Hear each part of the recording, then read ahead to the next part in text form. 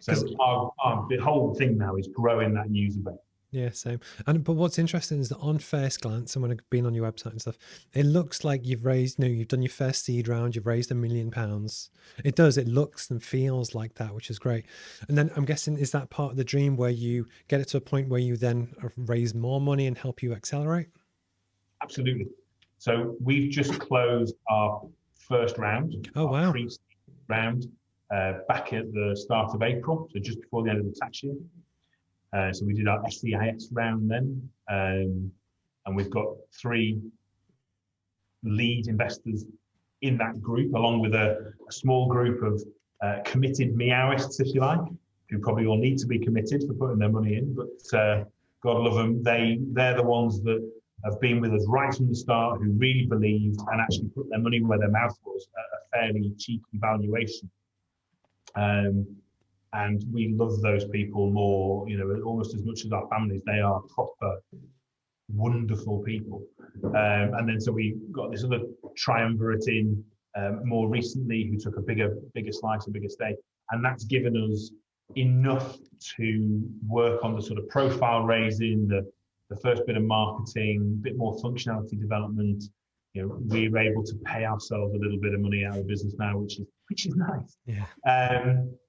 But we're looking at raising again in September.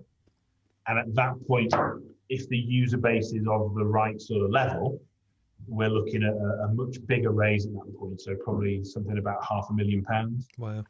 Which will give us enough oomph then for a couple of years to really, push through the functionality developments, the platform scale, bring some dev resource in-house, just build out the business really into one that it's a lot more self-sustaining than it is now. No, fascinating. Because we outsource everything at the moment, which is how we got to know Danica.